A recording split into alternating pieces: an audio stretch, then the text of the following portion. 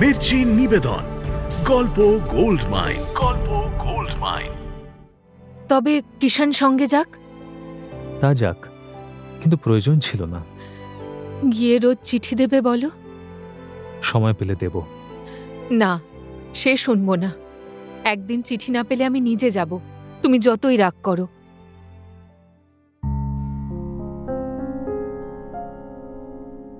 মির্চি গল্প গোল্ড মাইনে আপনাকে স্বাগত। মণিমাণিক্যে ভরা বাংলা সাহিত্যের কিছু কালোজয়ী উপন্যাস ও গল্প দিয়ে সাজানো আমাদের এই মির্চি গল্প গোল্ড মাইন। শুনছেন কথাশিল্পী শরৎচন্দ্র চট্টোপাধ্যায়ের ক্লাসিক উপন্যাস শ্রীকান্ত। শ্রীকান্তকে নিয়ে আবার গঙ্গামাটিতে যাবে বলে রাজলক্ষ্মী। গঙ্গামাটিতে অনেক কাজের পরিকল্পনা আছে রাজলক্ষ্মীর। সেসবে তার সঙ্গী আনন্দ। শ্রীকান্তকে সে দলে রাখতে চায় না শরীর খারাপ হবার আতঙ্কে। তারপর আমার হাত দেখে সে বললে, মস্ত ফাঁড়া, জীবন মরণের সমস্যা। দিদি, এসব আপনি বিশ্বাস করেন? হ্যাঁ করেন, আলবাত করেন। তোমার দিদি বলেন, ফাঁড়া বলে কি পৃথিবীতে কথা নেই? কারো কখনো কি বিপদ ঘটে না?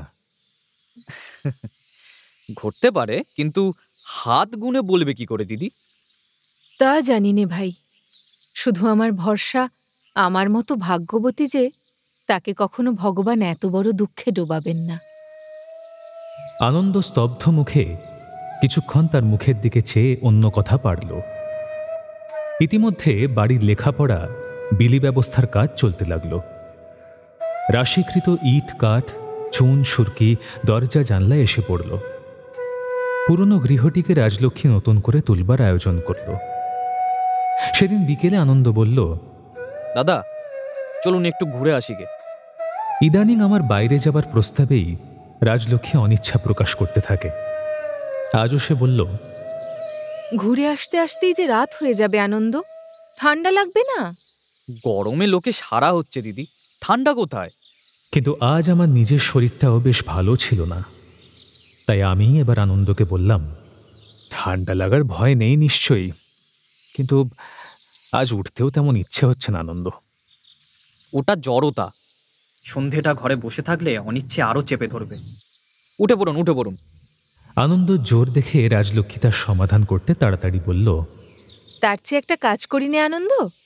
ক্ষিতীশ পরশু আমাকে একটি ভালো হারমোনিয়াম কিনে দিয়ে গেছে, এখনো সেটা দেখবার সময় পাইনি। আমি দুটো ঠাকুরদের নাম করি, তোমরা দুজনে বসে শোনো, সন্ধ্যাটা কেটে যাবে। এই বলে সে রতনকে ডেকে বাক্সটা আনতে বলল। আনন্দ বিস্ময়ের কণ্ঠে প্রশ্ন করল, ঠাকুরদের নাম মানে গান নাকি দিদি? রাজলক্ষ্মী মাথা নেড়ে সায় দিল। আনন্দর বিস্ময় দ্বিগুণ হল। সে জানতে চাইল, দিদির কি সে বিদ্যেও আছে নাকি? সামান্য একটুখানি। তারপরেই হঠাৎ রাজলক্ষ্মী আমাকে দেখিয়ে আনন্দকে বলল, ছেলেবেলায় ওর কাছেই হাতে খড়ি। আনন্দ তার দিদির কথায় খুশি হয়ে বলল, দাদাটি দেখছি বর্ণচোরা আম, হ্যাঁ, বাইরে থেকে ধরবার জো নেই। তার মন্তব্য শুনে রাজলক্ষ্মী হাসতে লাগল, কিন্তু আমি সরল মনে তাতে যোগ দিতে পারলাম না। কারণ আনন্দ বুঝবে না কিছুই। আমার আপত্তিকে ওস্তাদের বিনয় বাক্য কল্পনা করে ক্রমাগত পীড়াপিড়ি করতে থাকবে এবং হয়তোবা শেষে রাগ করে বসবে।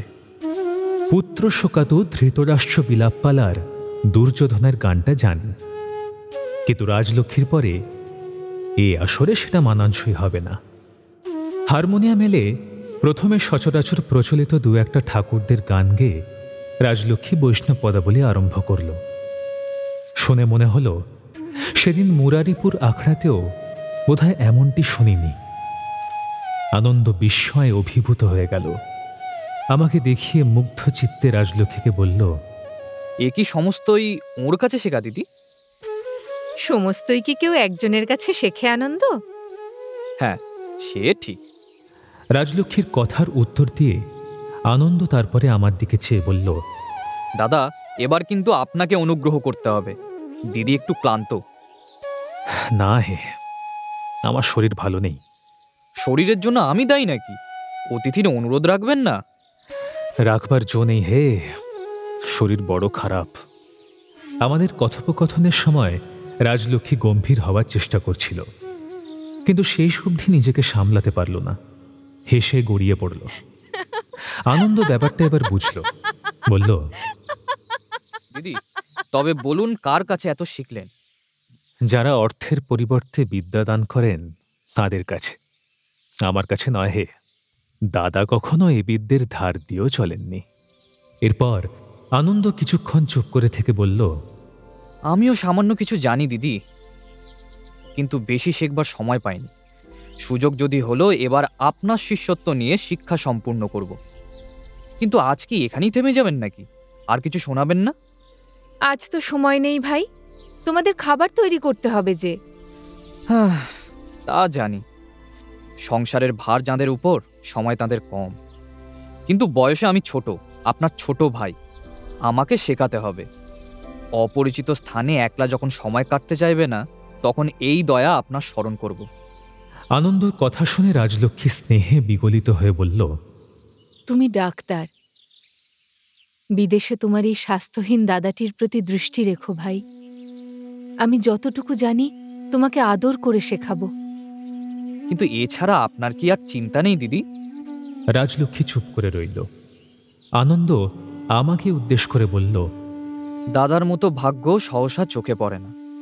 এমন অকর্মণ্য ব্যক্তি কি সহসা চোখে পড়ে আনন্দ? ভগবান তাদের হাল ধরবার মজবুত লোক দেন, নইলে তারা অকুলে ভেসে যায়, কোনো কালে ঘাটে ভিড়তে পারে না। এমনি করেই সংসারে সামঞ্জস্য রক্ষা হয় ভায়া। কথাটা মিলিয়ে দেখো, প্রমাণ পাবে। রাজলক্ষ্মী এক মুহূর্ত নিঃশব্দে চেয়ে থেকে উঠে গেল। তার অনেক কাজ।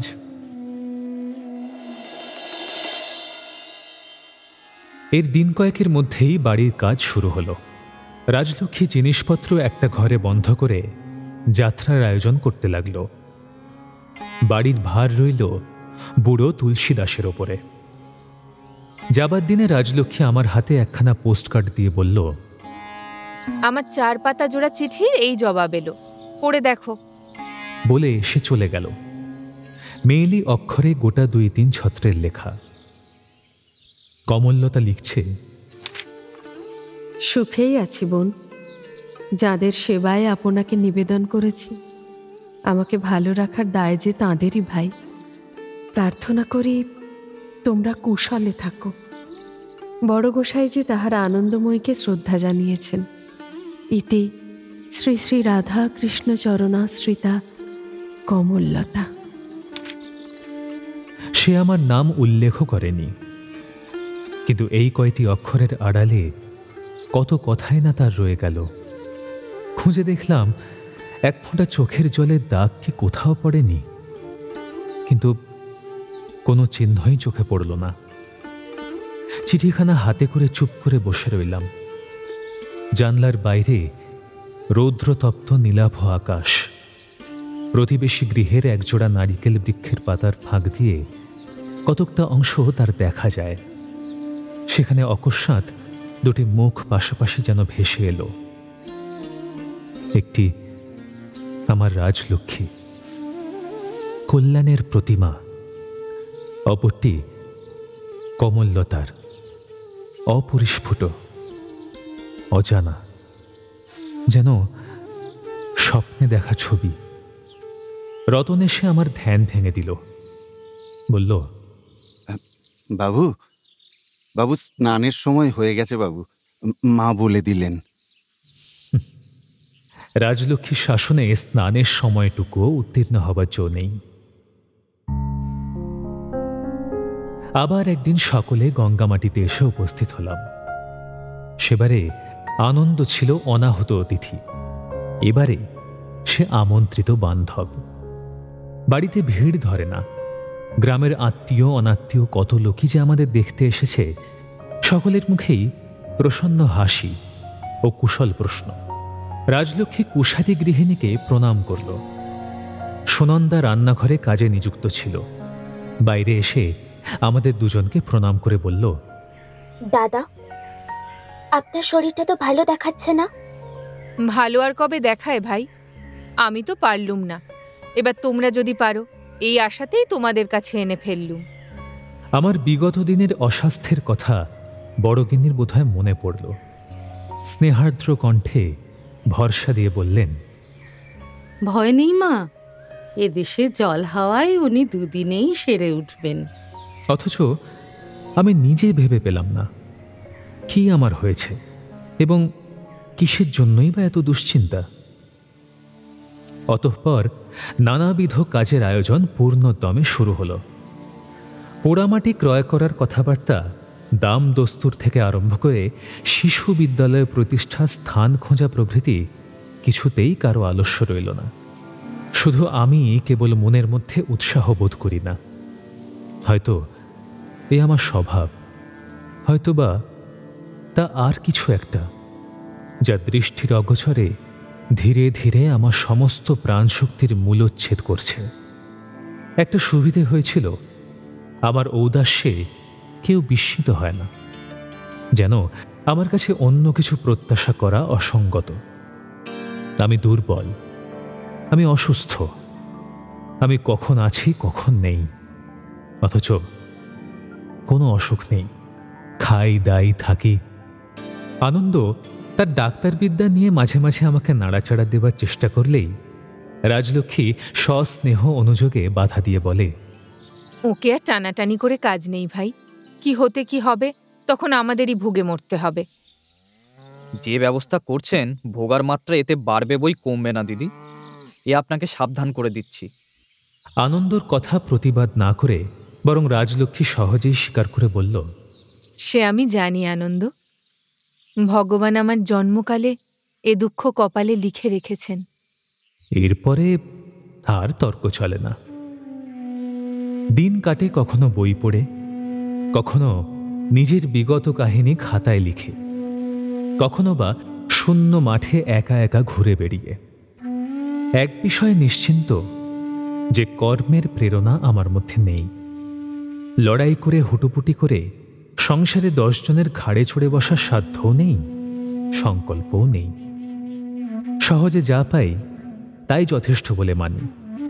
বাড়ি ঘর, টাকা কড়ি, বিষয় আশয়, মানব সম্ভ্রম এসব আমার কাছে ছায়াময়। অন্যের দেখা দেখি নিজের জড়ত্বকে যদি বা কখনো কর্তব্য বুদ্ধির তাড়নায় সচেতন করতে যাই, কিছুকাল মধ্যেই দেখি আবার সে চোখ বুজে ঢুলছে। শত ঠেলাঠেলিতেও আর গা নাড়তে চায় না। শুধু দেখি একটা বিষয়ে তন্দ্রাতুর মন কলরবে তরঙ্গিত হয়ে ওঠে। সে ওই মুরারিপুরের 10টা দিনের স্মৃতির আলোড়নে। ঠিক যেন কানে শুনতে পাই বৈষ্ণবী কমললতার সস্নেহ অনুরোধ, নতুন গোসাই, ওইটি করে দাও না ভাই। ওই যা, সব নষ্ট করে দিলে। আমার ঘাট হয়েছে গো তোমায় কাজ করতে বলে। না ওঠো, পদ্মা পোড়ার মুখে গেল কোথায়? একটু জল চড়িয়ে দেখ না, চা খাবার যে তোমার সময় হয়েছে গোসাই। সেদিন চায়ের পাত্রগুলো সে নিজে ধুয়ে রাখতে পাছে ভাঙে, আজ তাদের প্রয়োজন গেছে ফুরিয়ে। তবুও কখনো কাজে লাগার আশায় কি জানি সেগুলো সে যত্নে তুলে রেখেছে কিনা। জানি সে পালাই পালাই করছে, হেতু জানি না, তবু মনে সন্দেহ নেই মুরারিপুর আশ্রমে দিন তার প্রতিদিন সংক্ষিপ্ত হয়ে আসছে। হয়তো একদিন এই খবরটাই আচমকা এসে পৌঁছবে। নিরাশ্রয়, নিঃসম্বল পথে পথে সে ভিক্ষা করে ফিরছে। মনে করলেই চোখে জল এসে পড়ে। দিশেহারা মন সান্ত্বনার আশায় ফিরে চায় রাজলক্ষ্মীর দিকে। সবার সব শুভচিন্তায় অবিশ্রাম কর্মে নিযুক্ত। কল্যাণ যেন তার 2 হাতের 10 আঙুল দিয়ে অজস্র ধারায় ঝরে পড়ছে। সুপ্রসন্ন মুখে শান্তি ও পরিতৃপ্তি স্নিগ্ধ ছায়া, করুণায় মমতায় হৃদয় যমুনা কুলে কুলে পূর্ণ। নিরবচ্ছিন্ন প্রেমের সর্বব্যাপী মহিমায় আমার চিত্তলোকে সে যে আসনে অধিষ্ঠিত, তার তুলনা করতে পারি এমন কিছুই জানি না। বিদুষী সুনন্দার অনিবার্য প্রভাব স্বল্পকালের জন্য যে তাকে বিভ্রান্ত করেছিল, তারই দুঃসহ পরিতাপে পুনরায় আপন সত্তাকে সে ফিরে পেয়েছে। একটা কথা সে আজও আমাকে কানে কানে বলে, তুমি কম নও গো, কম নও। তোমার চলে যাবার পথ বেয়ে সর্বস্ব যে আমার চোখের পলকে ছুটে পালাবে, একে জানতো বলো? উফ, সে কি ভয়ঙ্কর ব্যাপার! ভাবলেও ভয় হয় সে দিনগুলো আমার কেটেছিল কি করে। দম বন্ধ হয়ে মরে যায়নি, এই আশ্চর্যি। আমি উত্তর দিতে পারি না, শুধু নীরবে চেয়ে থাকি। আমার সম্বন্ধে আর তার ত্রুটি ধরবার জো নেই। শতকর্মের মধ্যেও শতবার অলক্ষ্যে এসে দেখে যায়। কখনো হঠাৎ এসে কাছে বসে, হাতের বইটা সরিয়ে দিয়ে বলে, চোখ বুজে একটুখানি শুয়ে পড়ো তো, আমি মাথায় হাত বুলিয়ে দিই। অত পড়লে চোখ ব্যথা করবে যে। ঠিক এরমই সময় আনন্দ এসে বাইরে থেকে বলে, একটা কথা জেনে নেবার আছে, আসতে পারি কি? পারো। তোমার কোথায় আসতে মানা আনন্দ? আনন্দ ঘরে ঢুকে আমার দিকে তাকিয়ে ভারী আশ্চর্য হয়ে বলে, এই অসময়ে দিদি কি ওকে ঘুম পাড়াচ্ছেন নাকি? তোমার লোকসানটা হলো কি? না ঘুমলেও তো তোমার পাঠশালার বাছুরের পাল চড়াতে যাবেন না? দিদি দেখছি ওকে মাটি করবেন। নইলে নিজে যে মাটি, নির্ভাবনায় কাজকর্ম করতে পারিনে। না, আমি যাই, আপনারা দুজনেই ক্রমশ ক্ষেপে যাবেন। এই বলে আনন্দ বাইরে হয়ে যায়। স্কুল তৈরির কাজে আনন্দের নিঃশ্বাস ফেলবার ফুরসত নেই। সম্পত্তি খরিদের হাঙ্গামায় রাজলক্ষ্মী গলদঘর্ম। এমনই সময় কলকাতার বাড়ি ঘুরে বহু ডাকঘরে ছাপছোপ পিঠে নিয়ে বহু বিলম্বে নবীনের সাংঘাতিক চিঠি এসে পৌঁছল। গহর মৃত্যুশয্যায়। শুধু আমারই পথ চেয়ে আজও সে বেঁচে আছে। খবরটা আমাকে যেন শুল দিয়ে বিঁধল। বোনের বাড়ি থেকে সে কবে ফিরেছে জানি না। সে যে এত দূর পীড়িত তাও শুনিনি, শুনবার বিশেষ চেষ্টাও করিনি। আজ এসেছে একেবারে শেষ সংবাদ। দিন 6 আগের চিঠি। এখনো বেঁচে আছে কিনা তাই বা কে জানে। তার করে খবর পাবার ব্যবস্থা এ দেশেও নেই, সে দেশেও নেই। ও চিন্তা বৃথা। চিঠি পেয়ে রাজলক্ষ্মী মাথায় হাত দিল। তোমাকে যেতে হবে তো? হ্যাঁ। চলো, আমিও সঙ্গে যাই। সে কি হয়? তাদের এই বিপদের মাঝে তুমি যাবে কোথায়? প্রস্তাবটা যে অসঙ্গত সে নিজেই বুঝল। মুরারিপুর আখড়ার কথা আর সে মুখে আনতে পারল না। বলল, রতনের কাল থেকে জ্বর, সঙ্গে যাবে কে? আনন্দকে বলবো? না, আমার তল্পি বইবার লোক সে নয়। তবে তবে কিষাণ সঙ্গে যাক। তা যাক, কিন্তু প্রয়োজন ছিল না। গিয়ে রোজ চিঠি দেবে বলো। সময় পেলে দেব। না, সে শুনবো না। একদিন চিঠি না পেলে আমি নিজে যাব, তুমি যতই রাগ করো। অগত্যা রাজি হতে হলো এবং প্রত্যহ সংবাদ দেবার প্রতিশ্রুতি দিয়ে সেই দিনই বেরিয়ে পড়লাম। চেয়ে দেখলাম দুশ্চিন্তায় রাজলক্ষ্মীর মুখ পাণ্ডুর হয়ে গেছে। সে চোখ মুছে শেষবারের মতো সাবধান করে বলল, শরীরের অবহেলা করবে না বলো? না গো না। ফিরতে একটা দিনও বেশি দেরি করবে না বলো? না, তাও করব না। অবশেষে গরুর গাড়ি রেল স্টেশনের উদ্দেশ্যে যাত্রা শুরু করল। আষাঢ়ের এক বিকেলবেলায় গহরদের বাড়ি সদর দরজায় এসে দাঁড়ালাম। আমার সাড়া পেয়ে নবীন বাইরে এসে আমার পায়ের কাছে আছাড় খেয়ে পড়ল।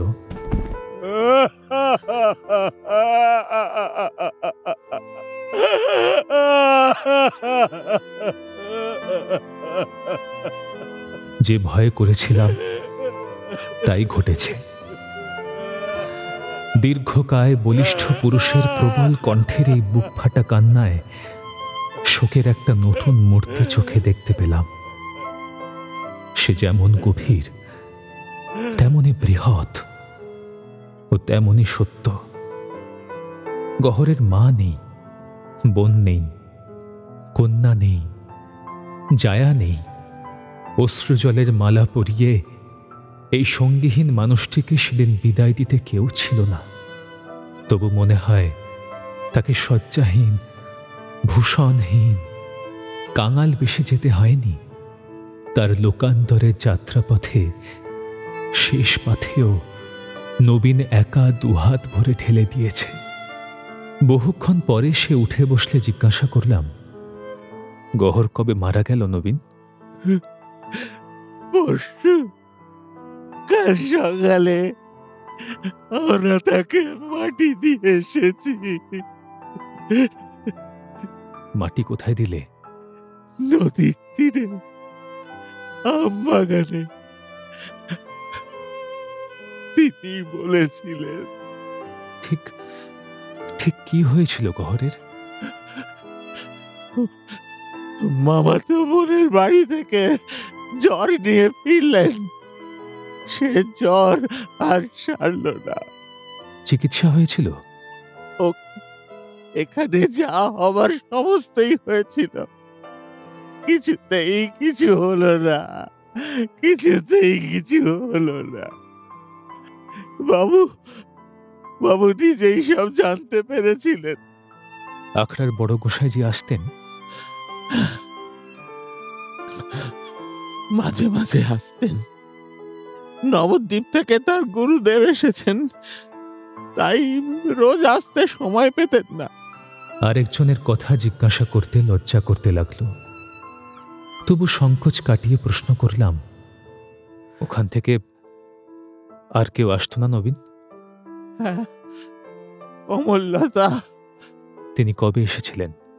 রোজ রোজ আসতেন। শেষ 3 দিন তিনি কিচ্ছু খাননি, শোননি। বাবুর বিছানা ছেড়ে একটিবারও ওঠেননি। আমি আর প্রশ্ন করলাম না, চুপ করে রইলাম। এবার নবীনই আমাকে জিজ্ঞাসা করল, এখন কোথায় যাবেন দাদা বাবু? আখড়ায়? হ্যাঁ।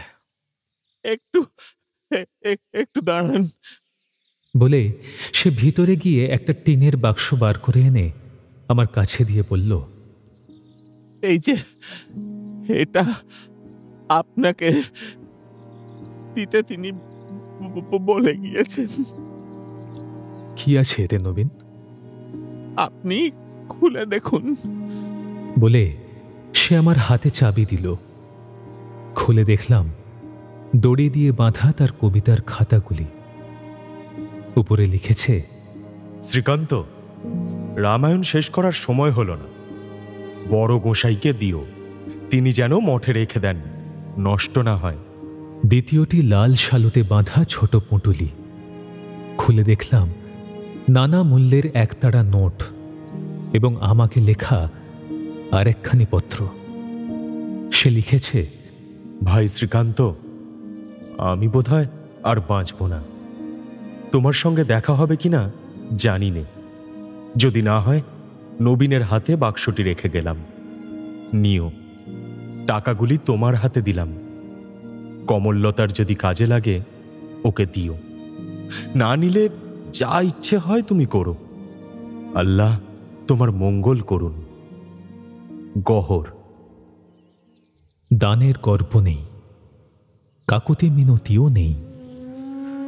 শুধু মৃত্যু আসন্ন জেনে এই গুটি কয়েক কথায় বাল্যবন্ধু শুভকামনা করে তার শেষ নিবেদন রেখে গেছে।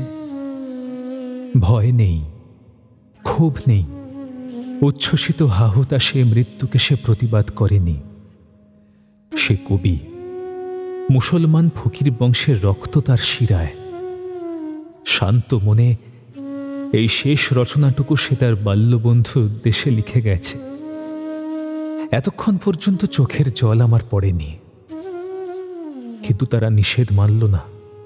বড় বড় ফোঁটায় চোখের কোণ বেয়ে গড়িয়ে পড়ল। আষাঢ়ের দীর্ঘ দিনমান তখন সমাপ্তির দিকে। পশ্চিম দিগন্ত জুড়ে একটা কালো মেঘের স্তর উঠছে উপরে। তারই কোনো একটা সংকীর্ণ ছিদ্রপথে অস্তোন্মুখ সূর্যরশ্মি রাঙা হয়ে এসে পড়ল প্রাচীর সংলগ্ন সেই শুষ্ক প্রায় জাম গাছটার মাথায়। এরই শাখা জড়িয়ে উঠেছিল গহরের মাধবী ও মালতীলতার কুঞ্জ। সেদিন শুধু কুঁড়ি ধরেছিল, তারই গুটি কয়েক আমাকে সে উপহার দেবার ইচ্ছে করেছিল। কেবল কাঠ পিঁমড়ের ভয়ে পারেনি। আজ তাতে গুচ্ছে গুচ্ছে ফুল, কত ছড়েছে তলায়, কত বাতাসে উড়ে ছড়িয়েছে আশেপাশে। তারই কতকগুলি কুড়িয়ে নিলাম বাল্যবন্ধু সহস্তের শেষ দান মনে করে। চলুন দাদা বাবু, আপনাকে পৌঁছে দিয়ে আসি গে। নবীন, বাইরের ঘরটা একবার খুলে দাও না দেখি। নবীন ঘর খুলে দিল। আজও রয়েছে সেই বিছানাটি, তক্তপোষের একধারে গুটানো। একটা ছোট পেন্সিল, কয়েক টুকরো ছেঁড়া কাগজ। এই ঘরে গহর সুর করে শুনিয়েছিল তার স্বরচিত কবিতা, বন্দিনী সীতার দুঃখের কাহিনী। এই বাড়িতে কতবার এসেছি, কতদিন খেয়েছি, শুয়েছি, উপদ্রব করে গেছি। সেদিন হাসি মুখে যারা শুয়েছিল, আজ তাদের কেউ জীবিত নেই। আজ সমস্ত আসা যাওয়া শেষ করে বাইরে হয়ে এলাম। পথে নবীনের মুখে শুনলাম, এমনই একটা ছোট নোটের পুঁটুলি আমার ছেলেদের হাতেও তিনি দিয়ে গিয়েছেন। আর তার অবশিষ্ট বিষয় সম্পত্তি? সে যা রইল পাবে তার মামাতো ওই ভাই বোনেরা, আর তার পিতার বানানো একটা মসজিদের রক্ষণাবেক্ষণের জন্য। আশ্রমে পৌঁছে দেখলাম মস্ত ভিড়। গুরুদেবের শিষ্য শিষ্যা অনেক সঙ্গে এসেছে, বেশ জাঁকিয়ে বসেছে, এবং হাবভাবে তাদের শীঘ্র বিদায় হওয়ার লক্ষণ প্রকাশ পায় না। বৈষ্ণব সেবাধি বিধি মতোই চলছে অনুমান করলাম। দ্বারিকা দাস আমাকে দেখে অভ্যর্থনা করলেন। আমার আগমনের কারণ তিনি জানেন। গহরের জন্য দুঃখ প্রকাশ করলেন, কিন্তু মুখে কেমন একটা বিব্রত উদ্ভ্রান্ত ভাব, আগে কখনো দেখিনি। আন্দাজ করলাম হয়তো এতদিন ধরে এতগুলি বৈষ্ণব পরিচর্যায় তিনি ক্লান্ত, বিপর্যস্ত। নিশ্চিন্ত হয়ে আলাপ করবার সময় নেই। খবর পেয়ে পদ্মা এলো। আজ তার মুখেও হাসি নেই, যেন সংকুচিত, পালাতে পারলে বাঁচে। জিজ্ঞাসা করলাম, কমললতা দিদি এখন বড় ব্যস্ত না পদ্মা? না, ডেকে দেব দিদিকে বলেই চলে গেল। এ সমস্তই আজ এমন অপ্রত্যাশিত খাপছাড়া যে মনে মনে শঙ্কিত হয়ে উঠলাম। একটু পরে কমললতা এসে নমস্কার করল, বলল, এসো গোসাই, আমার ঘরে বসবে, চলো। আমার বিছানা প্রভৃতি স্টেশনে রেখে শুধু ব্যাগটাই সঙ্গে এনেছিলাম। আর ছিল গহরের সেই বাক্সটা আমার চাকরের মাথায়। কমললতার ঘরে এসে সেগুলো তার হাতে দিয়ে বললাম, একটু সাবধানে রেখে দাও, বাক্সটায় অনেকগুলো টাকা আছে। জানি। তারপরে খাটের নিচে সেগুলো রেখে দিয়ে জিজ্ঞাসা করল, তোমার চা খাওয়া হয়নি বোধহয়? না। কখন এলে? বিকেলবেলা। যাই, তৈরি করে আনি গে। বলে চাকরটাকে সঙ্গে করে উঠে গেল। পদ্মা মুখ হাত ধোয়া জল দিয়ে চলে গেল, দাঁড়ালো না। আবার মনে হলো ব্যাপার কি। খানিক পরে কমললতা চা নিয়ে এলো, আর কিছু ফল মূল মিষ্টান্ন ও বেলার ঠাকুরের প্রসাদ। বহুক্ষণ অভুক্ত, অবিলম্বে বসে গেলাম। একটু পরেই ঠাকুরের সন্ধ্যারতির শঙ্খঘণ্টা কাঁসরের শব্দ এসে পৌঁছল। জিজ্ঞাসা করলাম, কই, তুমি গেলে না? না, আমার বারণ। বারণ? তোমার? তার মানে? বারণ মানে বারণ গোসাই, অর্থাৎ ঠাকুর ঘরে যাওয়া আমার নিষেধ। কথাটা বলে কমললতা ম্লান হাসল। আমার কিন্তু আহারে রুচি চলে গেল। বারণ করলে কে? বড় গোসাইজির গুরুদেব, আর তার সঙ্গে এসেছেন যারা, তারা কি বলেন তারা? বলেন আমি অশুচি, আমার সেবায় ঠাকুর কলুষিত হন। অশুচি? তুমি? প্রশ্নটা করেই বিদ্যুৎ বেগে একটা কথা মনে এলো। সন্দেহ কি গহরকে নিয়ে? হ্যাঁ, তাই। সঠিক কি ঘটেছিল তার কিছুই আমি জানি না, তবুও অসংশয়ে বলে উঠলাম, এ মিথ্যে, এ অসম্ভব। অসম্ভব কেন গোসাই? তা জানি না কমললতা, কিন্তু এত বড় মিথ্যে আর নেই। মনে হয় মানুষের সমাজে এ তোমার মৃত্যু পথযাত্রী বন্ধুর ঐকান্তিক সেবার শেষ পুরস্কার। আমার কথা শুনতে শুনতে তার চোখ জলে ভরে গেল। বলল, আর আমার দুঃখ নেই। ঠাকুর অন্তর্যামী, তার কাছে তো ভয় ছিল না, ছিল শুধু তোমাকে। আজ আমি নির্ভয় হয়ে বাঁচলুম গোসাই। সংসারে এত লোকের মাঝে তোমার ভয় ছিল শুধু আমাকে, আর কাউকে নয়? না, আর কাউকে না, শুধু তোমাকে। এরপরে দুজনেই স্তব্ধ হয়ে রইলাম। একসময় জিজ্ঞাসা করলাম, বড় গোসাইজি কি বলেন? তার তো কোনো উপায় নেই, নইলে কোনো বৈষ্ণবী যে এ মঠে আর আসবে না। এখানে থাকা চলবে না, একদিন আমাকে যেতে হবে তা জানতুম। শুধু এমনি করে যেতে হবে তা ভাবিনি গোসাই। কেবল কষ্ট হয় পদ্মার কথা মনে করে। ছেলে মানুষ, তার কোথাও কেউ নেই। বড় গোসাই কুড়িয়ে পেয়েছিলেন তাকে নবদ্বীপে। দিদি চলে গেলে সে বড্ড কাঁদবে। যদি পারো তাকে একটু দেখো। এখানে থাকতে যদি না চায়, আমার নাম করে তাকে রাজুকে দিয়ে দিও। ওর যা ভালো সে তা করবেই করবে। আবার কিছুক্ষণ নীরবে কাটল। একসময় আমি জিজ্ঞাসা করলাম, এই টাকাগুলো কি হবে? নেবে না? না, আমি ভিখিরি, টাকা নিয়ে আমি কি করব বলো তো? তবু যদি কখনো কাজে লাগে। টাকা আমারও তো একদিন অনেক ছিল গো, কি কাজে লাগলো? তবু যদি কখনো দরকার হয়, তুমি আছো কি করতে, তখন তোমার কাছে চেয়ে নেব। অপরের টাকা নিতে যাব কেন? এ কথায় কি যে বলবো ভেবে পেলাম না, শুধু তার মুখের দিকে চেয়ে রইলাম। সে আবার বলল, না গোসাই, আমার টাকা চাই নে। যার শ্রীচরণে নিজেকে সমর্পণ করেছি তিনি আমাকে ফেলবেন না। যেখানেই যাই সব অভাব তিনিই পূর্ণ করে দেবেন। লক্ষ্মীটি, আমার জন্যে ভেবো না। এ সময় পদ্মা ঘরে এসে বসল। নতুন গোসাইয়ের জন্য প্রসাদ কি এই ঘরেই আনবো দিদি? হ্যাঁ, এখানেই নিয়ে এসো। চাকরটিকে দিলে? হ্যাঁ, দিয়েছি। তবু পদ্মা যায় না। কিছুক্ষণ ইতস্তত করে বলল, তুমি খাবে না দিদি? খাবো রে পোড়ার মুখী, খাবো। তুই যখন আছিস তখন না খেয়ে কি দিদির নিস্তার আছে? এবার পদ্মা চলে গেল। সকালে উঠে কমললতাকে দেখতে পেলাম না। পদ্মার মুখে শুনলাম, দিদি তো বিকেলে আসে, সারাদিন কোথায় থাকে কেউ জানে না। তবু নিশ্চিন্ত হতে পারলাম না। রাতের কথা মনে করে কেবলই ভয় হতে লাগলো, পাছে এসে চলে গিয়ে থাকে আর দেখা না হয়। বড় গোসাইজির ঘরে গেলাম। খাতাগুলো রেখে বললাম, গহরের রামায়ণ।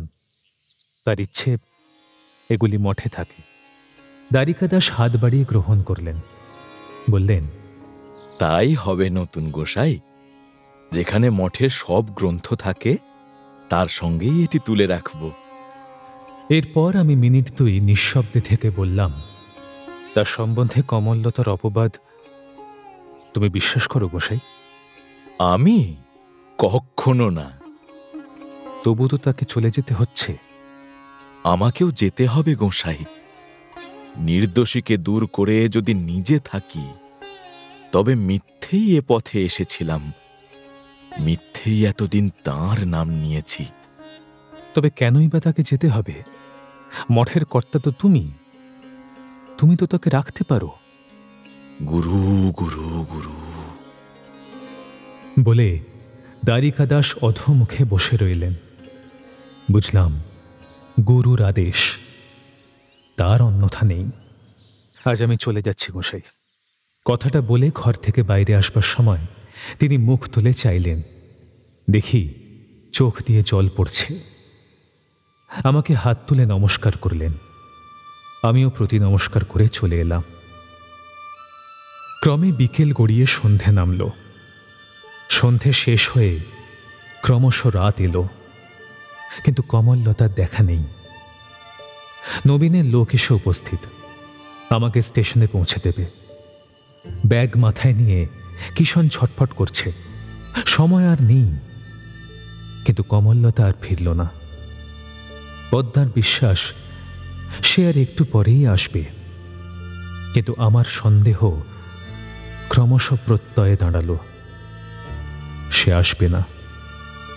শেষ বিদায়ের কঠোর পরীক্ষায় বিমুখ হয়ে সে দুপুরেই পালিয়ে গিয়েছে। দ্বিতীয় বস্ত্রটুকুও সঙ্গে নেয়নি। কাল আত্মপরিচয় দিয়েছিল ভিক্ষুক বৈরাগিনী বলে, আজ সেই পরিচয়ই সে অক্ষুণ্ণ রাখল। যাবার সময় পদ্মা কাঁদতে লাগলো।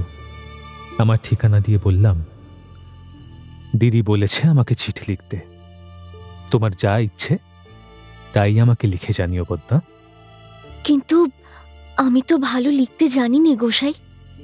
তুমি যা লিখবে আমি তাই পড়ে নেব। দিদির সঙ্গে দেখা করে যাবে না? আবার দেখা হবে পদ্মা। আজ আমি যাই। আশ্রম থেকে আমি বেরিয়ে পড়লাম। সমস্ত পথ চোখ যাকে অন্ধকারেও খুঁজছিল, তার দেখা পেলাম রেলওয়ে স্টেশনে। লোকের ভিড় থেকে দূরে দাঁড়িয়ে আছে। আমাকে দেখে কাছে এসে বলল, একখানি টিকিট কিনে দিতে হবে গোসাই। সত্যি কি তবে সকলকে ছেড়ে চললে? এছাড়া তো আর উপায় নেই। কষ্ট হয় না কমললতা? এ কথা কেন জিজ্ঞাসা করো গোসাই? জানো তো সব। কোথায় যাবে? যাব বৃন্দাবনে, কিন্তু অত দূরের টিকিট চাইনে। তুমি কাছাকাছি কোনো একটা জায়গার কিনে দাও। অর্থাৎ আমার ঋণ যত কম হয়, তারপরে শুধু হবে পরের কাছে ভিক্ষে, যতদিন না পথ শেষ হয়। এই তো। ভিক্ষে কি এই প্রথম শুরু হবে গোসাই? আর কি কখনো করিনি? চুপ করে রইলাম। সে আমার দিকে একবার চেয়েই চোখ ফিরিয়ে নিল।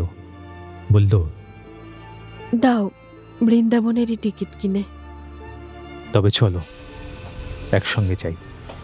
তোমারও কি ওই এক পথ নাকি? না, এক নয়, তবু যতটুকু এক করে নিতে পারি। গাড়ি এলে দুজনে উঠে বসলাম। পাশের বেঞ্চে নিজের হাতে তার বিছানা করে দিলাম। কমললতা ব্যস্ত হয়ে উঠল। ও কি করছো গোসাই? করছি যা কখনো কারোর জন্য করিনি, চিরদিন মনে থাকবে বলে। সত্যিই কি মনে রাখতে চাও? সত্যিই মনে রাখতে চাই কমললতা। তুমি ছাড়া যে কথা আর কেউ জানবে না। কিন্তু আমার যে অপরাধ হবে গোসাই। না, অপরাধ হবে না। তুমি স্বচ্ছন্দে বসো। কমললতা বসল, কিন্তু বড় সংকোচের সঙ্গে। গাড়ি চলতে লাগলো। কত গ্রাম, কত নগর, কত প্রান্তর পার হয়ে। অদূরে বসে সে ধীরে ধীরে তার জীবনের কত কাহিনী বলতে লাগলো। তার পথে বেড়ানোর কথা, তার মথুরা, বৃন্দাবন, গোবর্ধন, রাধাকুণ্ডবাসীর কথা, কত তীর্থ ভ্রমণের গল্প। শেষে দ্বারিকাদাসের আশ্রমে, মুরারিপুর আশ্রমে আসা। আমার মনে পড়ে গেল ওই লোকটির বিদায়কালের কথাগুলি। বললাম, জানো কমললতা, বড় গোসাই তোমার কলঙ্ক বিশ্বাস করেন না। করেন না? একেবারে না। আমার আসবার সময় তার চোখে জল পড়তে লাগলো। বললেন, নির্দোষীকে দূর করে যদি নিজে থাকি নতুন গোসাই, মিথ্যে তার নাম নেওয়া, মিথ্যে আমার এ পথে আসা। মঠে তিনিও থাকবেন না কমললতা। এমন নিষ্পাপ মধুর আশ্রমটি একেবারে ভেঙে নষ্ট হয়ে যাবে। না, যাবে না। একটা কোনো পথ ঠাকুর নিশ্চয়ই দেখিয়ে দেবেন। যদি কখনো তোমার ডাক পড়ে, ফিরে যাবে সেখানে? না। তারা যদি অনুতপ্ত হয়ে তোমাকে ফিরে চান? তবুও না। কথাটা এখানেই থেমে গেল। কিন্তু একটু পরে কি ভেবে কমললতা বলল, শুধু যাব যদি তুমি যেতে বলো, আর কারো কথায় না। কিন্তু কোথায় তোমার দেখা পাবো? এ প্রশ্নে সে উত্তর দিল না, চুপ করে রইল। বহুক্ষণ নিঃশব্দে কাটলে ডাকলাম, কমললতা। সাড়া এলো না। চেয়ে দেখলাম সে গাড়ির এক কোণে মাথা রেখে চোখ বুজেছে। সারাদিনের শ্রান্তিতে ঘুমিয়ে পড়েছে ভেবে তুলতে ইচ্ছে হলো না। তারপরে নিজেও যে কখন ঘুমিয়ে পড়লাম জানি না। হঠাৎ একসময় কানে গেল, নতুন গোসাই। চেয়ে দেখি সে আমার গায়ে হাত দিয়ে ডাকছে। বলল, ওঠো, তোমার সাঁইথিয়ায় গাড়ি দাঁড়িয়েছে। তাড়াতাড়ি উঠে বসলাম। পাশের কামরায় কিষান ছিল। ডেকে তুলতে সে এসে ব্যাগ নামালো। বিছানা বাঁধতে গিয়ে দেখা গেল যে দু একখানায় তার শয্যা রচনা করে দিয়েছিলাম, সে তা ইতিপূর্বেই ভাঁজ করে আমার বেঞ্চের একধারে রেখেছে। বললাম, এটুকুও তুমি ফিরিয়ে দিলে? নিলে না? কতবার ওঠানামা করতে হবে, এ বোঝা বইবে কে? দ্বিতীয় বস্ত্রটিও সঙ্গে আনোনি। সেও কি বোঝা? দেব দু একটা বার করে? বেশ, যা হোক তুমি। তোমার কাপড় ভিখিরির গায়ে মানাবে কেন? কাপড় মানাবে না, কিন্তু ভিখারিকেও খেতে হয়। পৌঁছতে আরো 2 দিন লাগবে। গাড়িতে খাবে কি? যে খাবারগুলো আমার সঙ্গে আছে তাও কি ফেলে দিয়ে যাব? তুমি ছোবে না? ইস, রাগ দেখো। ওগো ছোঁবো গো ছোঁবো, থাকো সব। তুমি চলে গেলে আমি পেট ভরে গিলব। সময় শেষ হচ্ছে। আমার নাম্বার মুখে সে বলল, একটু দাঁড়াও তো গোসাই। কেউ নেই, আজ লুকিয়ে তোমায় একটা প্রণাম করে নিই। এই বলে হেঁট হয়ে আজ সে আমার পায়ের ধুলো নিল। প্ল্যাটফর্মে নেমে দাঁড়ালাম। রাত তখনও পোহায়নি। নিচে ও ওপরে অন্ধকার স্তরে একটা ভাগাভাগি শুরু হয়েছে। আকাশের এক প্রান্তে কৃষ্ণা ত্রয়োদশীর ক্ষীণ শীর্ণ শশী, অপর প্রান্তে উষার আগমনী। সেদিনের কথা মনে পড়ল, যেদিন ঠাকুরের ফুল তুলতে এমনই সময় তার সাথী হয়েছিলাম। রাজ বাঁশি বাজিয়ে সবুজ আলোর লণ্ঠন নেড়ে গার্ড সাহেব যাত্রার সংকেত করল। কমললতা জানলা দিয়ে হাত বাড়িয়ে এই প্রথম আমার হাত ধরল। কণ্ঠে কি যে মিনতির সুর, তা বোঝাবো কি করে। বলল, তোমার কাছে কখনো কিছু চাইনি, আজ একটি কথা রাখবে? হ্যাঁ, রাখব বলে কথা শোনার আশায় চেয়ে রইলাম। বলতে তার এক মুহূর্ত বাঁধল। তারপর বলল, আমি জানি আমি তোমার কত আদরের। আজ বিশ্বাস করে আমাকে তুমি তাঁর পাদপদ্মে সঁপে দিয়ে নিশ্চিন্ত হও, নির্ভয় হও। আমার জন্য ভেবে ভেবে আর তুমি মন খারাপ করো না গোসাই, এই তোমার কাছে আমার প্রার্থনা। গাড়ি ছেড়ে দিল। তার সেই হাতটা হাতের মধ্যে নিয়ে রেলগাড়ির ছন্দে কয়েক পা এগিয়ে বললাম, তোমাকে তাকেই দিলাম কমললতা। তিনিই তোমার ভার নিন। তোমার পথ, তোমার সাধনা নিরাপদ হোক। আমার বলে আর তোমাকে আমি অসম্মান করব না। হাত ছেড়ে দিলাম। গাড়ি দূর থেকে দূরে চলল। গাড়ির জানলায় তার আনত মুখের পরে স্টেশনের সারি সারি আলো কয়েকবার এসে পড়ে আবার সমস্ত অন্ধকারে মেলালো। শুধু মনে হলো হাত তুলে সে যেন আমাকে শেষ নমস্কার জানালো।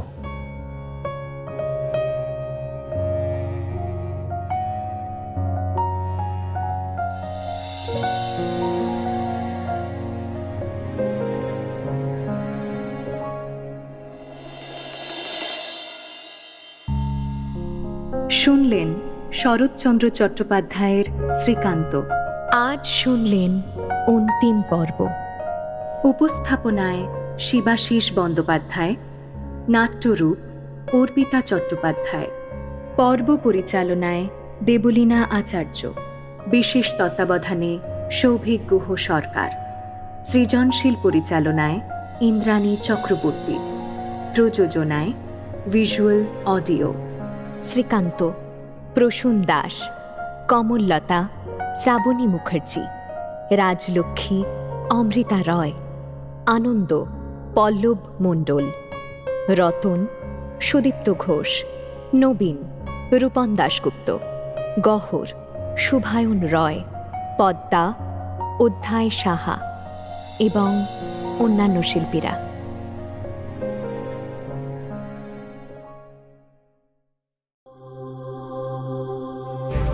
মির্চি নিবেদন গল্প গোল্ড মাইন। গল্প গোল্ড মাইন।